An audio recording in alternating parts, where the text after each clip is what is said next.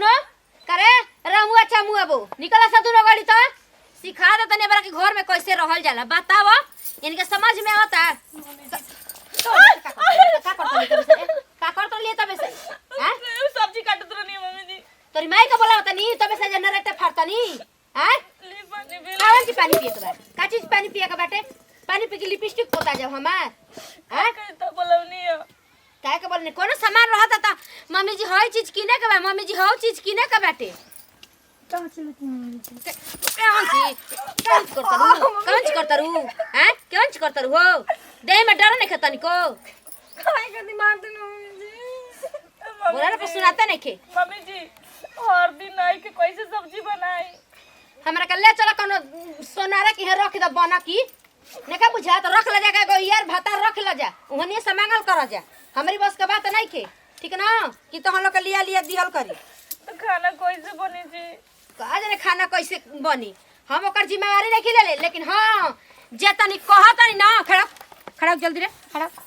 जे तनी कहतनी ओ तनी करस एक गोड़ पे खड़ा रहस अभी तनी के पता नहीं के कि कहना कि पाले पड़ल बाड़ू स का साइन के पाले का बोलली ह ना का बोलली ह तो हमनी कसूर भाई कोनी हो हां कान खोल के सुन ल सब आ हमारे बिना पूछत केहू से कुछ बात नहीं के करे के नैहर तक बात नहीं के करे के फोन पर ठीक बना चलो सर काम में लग जा सब दोनों गोड़ी जे मोन पेज लागल अरे हम देखनी तो गस के लागल बुढ़िया के अखियो के फूटा तो रहतो ने के टूटा तो बिहुलावा के मरलो सी हम देखनी है शायद का करबी कस के लागल चल चल खाना बना दे का को जे हरदी ने करे चाची जी से मांग दी का यूनियन से का मांग मांग के छोटी होई तनी जोन बात हम बनावल जान तो छोड़ दियन जाय दिन ना मांगले तो वो खाती आई तो मारी डोइनिया मार तो को देली आ देख ने के नचनिया बन के घूमतिया जतना बुढ़ातिया तो लहंगा पहले भी मंटी का पहन के डगमगातिया बताओ हमके कतहू काम नइखे मिलत एगो दिलीप बाणन चुरामनपुर के उनहु से कहत नहीं काम द तो देते नहीं कन का हम करी बुझाते नहीं के आ माई कहती पढ़ ले बुझाते ना रे करे का माई हाँ? तुमको समझ में नहीं आ रहा है कि मॉम के कुछ लिया कर दे मॉम हमारी खाएगी हाँ तुमको तो एकदम मैंने आई हो माई इधर आ तुमको नहीं समझ में आ रहा है हाँ आ माई हम बोला था तुमको पढ़ ले हमारा कमी नहीं तू लोग खा रहा है ये नहीं समझ रहा है रे हाँ? उन लोग को भी मारा है दोनों लोग को उसका ढंग सीख रहा है तुम ना माई तुम मेरा बच्चा है ना रे मैं ओके का मर लिया माई तू बीबी के गुलाम बनेगा रे आई हो माई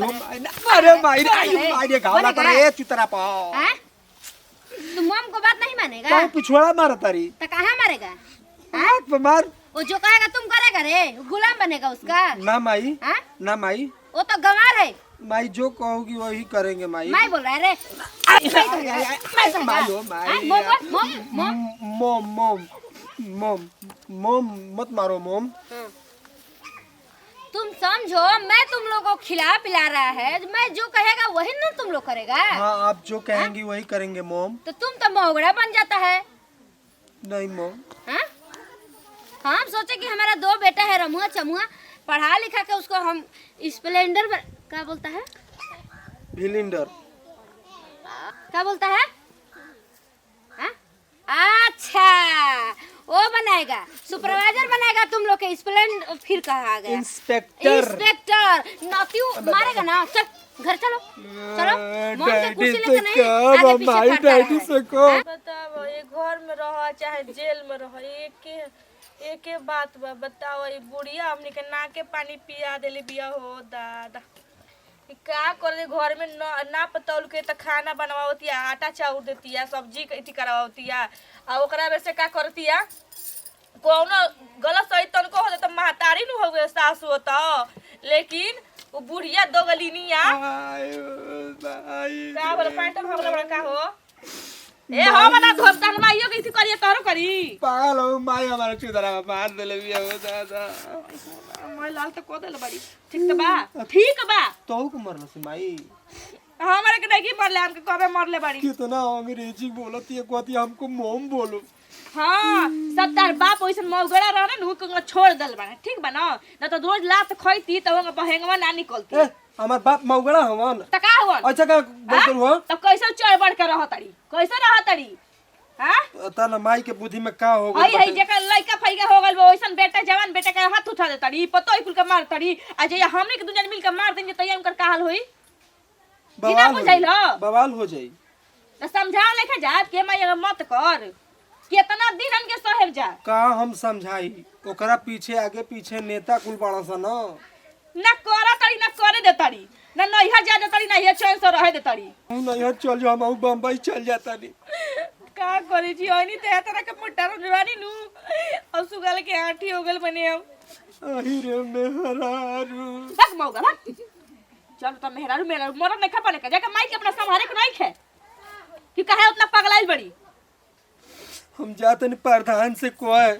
जा कहो मेहरारू हमार उठ पटाए बाप तो रहत ना हो जा पलानी मनू बाप से मत कहिया प्रधान जी तार बाप हमन बुझता उन्हीं से कहब बतावा वो बुढ़िया के त छूट मिलब तब नु आ हम तो दब कर रहत भी कहू छोटकी बिया ओकरो के लाज शरम नहीं ओकरा के मार के गोड़ टूट दल बाड़ी नजरी में लाज बा उनकरा आ और न त कहत रे हई कर हौ कर हम ना एबरे खाना बनाए मरियन तो वही बाने भाग जाब नहीं है ना हम चाहे कुछ भी हो जाई आज खाली हमरा के मारो अगर मार दिए तो सीधे जाए नहीं हर पूरा जिंदगी हो सोहनी रोपनी क के हम बिता ले खा ले लेकिन ऐजा ना आए हाँ जी दीदी जी सही कहतन हम जाते नहीं अपना घर हम पैर ले चल नहीं खेजा देख कनी हम का कहतन छोटको अपने भाई के बुलावा तू बुलाओ हम बुलाते हम से चल जाके आ जब अकेले रही चूल्हा फुकिया तो उनका मंटिका नथिया हार कुल भूला जाए एक बार अकेला जब खइहन एक महीना बना के नु कुल है करी उनकर बात चर्बी जो चढ़ल बा देही में कुल झड़ जाई त अपने मने बोलैहन हमनी के ठीक कहने दीदी देखी ऐसन कुल मरद ऐसन सास ऐसन परिवार ले बढ़िया बानू के बिना मर्द बिना परिवार के रहे नैहरे में दिन गुजार ले भीख मांग के लेकिन ऐसन परिवार ना चाहे हम जाते नहीं हमर ना गोड़ से खड़ा हो जाते दीदी ना कुछ जो मरद के ना भइल त हमनी के होई मरद के कुछ बुझबे नहीं करेले तब त दवांग भइल बिया मरद ओसन बातम ना मरद खुद भेड़वा बनल बावे जब पलानी में होई उहे त ज्ञान बाटत होई माय गांव भर के लोग के बुला के बात दे हम जाते हैं अपने गांव में हमरे बस चल ए बड़ा समोसा है चल एक बार घर में ही रहेला एक बार समोसा चाय बना के बकनिया ई कहां बैग लेके रे भगवान का दिल बना के खा बना के अपन दू हाथ गोड़ से बना के पागल खा हो जा नैहर जाई जाला अरे बाप रे बाप देख कितना रसगुल्ला टपकता मुंह में से ये रोज डिमिया की दिन वाइट रोज मारते डांटा से कर मार के गोड़ फुला देल बनी पैर में तेरे टूटल के कैमरा में चल नहीं खेजा बीच में एक डंटा लाग गइल तो का बीच पका है? लेबे के तो हम बाटे लोग बेटा बेटी होई जा हमनी के हां आज तक हमर माई तो मरे बना के हमरा के बोल तोर वीडियो बनाओ तेरी माई के भेजा तनी बोल वीडियो हम माई के जा तनी का जरूरत है चल चल चल माई से साथ में कहल जाई तोनी के गोड़ पर गिरता नजर तो अकेला गोड़ पे गिरा गिरा नहीं उस लाइव को चटा कोनो ला गोड़ पे गिरा तोनी के चल जे बुसा तो हमरा से कुछ होई रे हां तुम लोग नहीं मेरा मजबूरी समझता है अंग्रेजी कम बोलने का पैर पे गिरने का ठीक है बाटे का करे के बाटे यही हाथ से मरने वाली टेबू जे देखी और मंजूर बा तू स्वर्ग में जिया तड़ू नु है तेरी गिरा द अलग तुर द हमनी के आनंद मिलल हमके दीदी कोनी हमरा के अब छोड़ के मर जा हमारे हां एगो बात सुन लो बाबू जे जीवन करम बाकी हमरा हां तो सुनो हई लहंगा होगा निकाल हई निकाल सादा साड़ी पहना उड़ के आसमान के सैन ढेर हो गल धरती पे आ जाई मोबाइल दे दो तो दा हाय का कोने बनो तनी हई कुलावा झाबा चला निकाल चल निकाल दे ना चल निकाल दे ये निकाले के बाटे निकाल है ई करे तो लोग का कर तो जमाई के संग तारे माई के चिरहरन करतन जा अच्छा बताओ हम माँ है तुम फिर अंग्रेजी बुढ़िया बोलत अंग्रेजी भोजपुरी में बोला भोजपुरी बंद करा बड़ा अंग्रेजी भाषा ठीक ना गलती सारा सब तोरा में बा ना जहे सो नैहर हमई को आनी कि जा सो अपना नैहर हम बम्बई जाता नहीं तो रहे के हाँ? राज तो शहर के हेक्टर हम लड़को छोड़ के चल जाइए ना तू लोग छोड़ के चल जाए तोरा कारण ठीक ना शासन चलेबी घर में कुछ मुड़ी पटक के तुम लोग के गोड़ पे गिरा था ना फिर अब गलती हम नहीं देसी मुर्गी बिलायती बोल बंद कर माई हमार मानी ना तो लोग जा जा चल चल जा। मान गोल बन चलो जो घर में चलो जो हई कुलावा झाबा चला खोलबू हम अबे खोल देता नहीं अबे नु अब उघारे हो जाई ना लड़का के चलो साड़ी पहनो एकदम अच्छा साफ लेखा रही एकदम आदमी लेखा